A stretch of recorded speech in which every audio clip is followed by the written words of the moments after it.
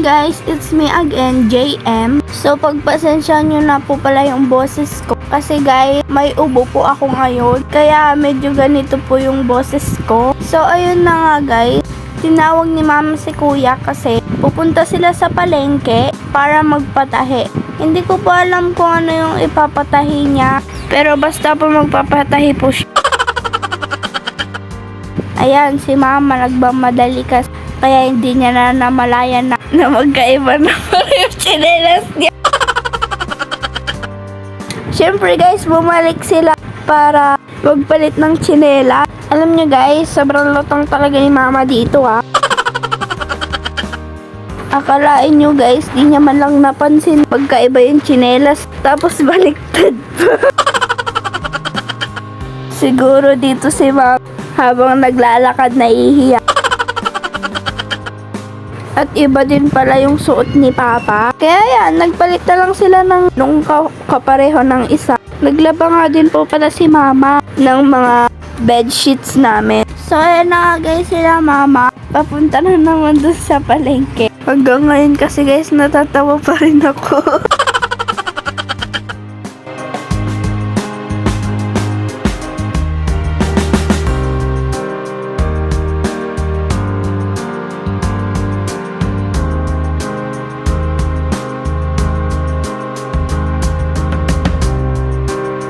Napapansin ko lang guys ha, parang kanina pa nakasimangot si kuya.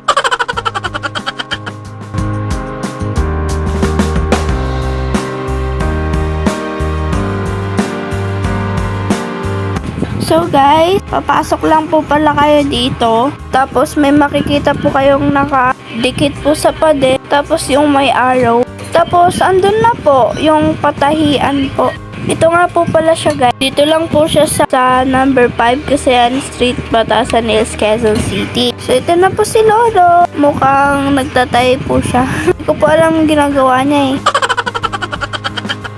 So isusukat po ni mama yung basta guys, nakalimutan ko na eh. Ano yung sinabi niya sa akin ni mama? Panoorin nyo na lang muna guys.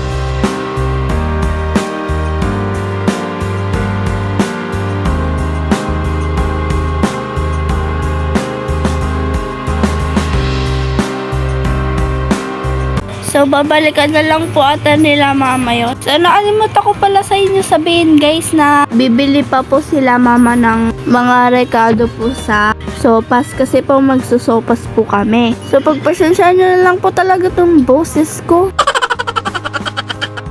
And dito nga po pala si mama bibili ng mga gulay niya. Ayan, repolyo, ganyan. Basta mga rekado po sa sopas, alam nyo naman po ata yun.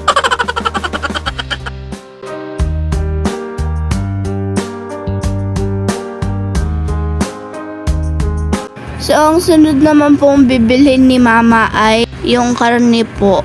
Dito nga po pala banda si mama bibili ng karne ng sopas. So, ito na nga po pala yung binili ni mama. Bumili nga din po pala sila mama ng margarine. At syempre guys, pauwi na nga po pala sila.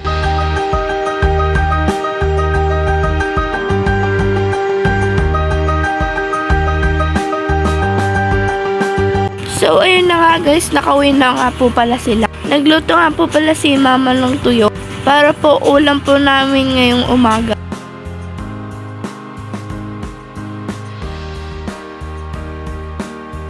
So, ito na nga po yung ulam namin ngayong umaga. May kamatis, may tuyo, at saka gulay po. Kain tayo guys! Ayun na nga po guys, pagtapos po namin kumain ay magluluto na nga po pala si mama lang sopas, yung merienda po namin. At ito po yung mga ingredients niya. Una po nilagay ni mama ay yung margarine. Panoorin nyo na lang muna po guys kung paano po lutuin ni mama yung sopas.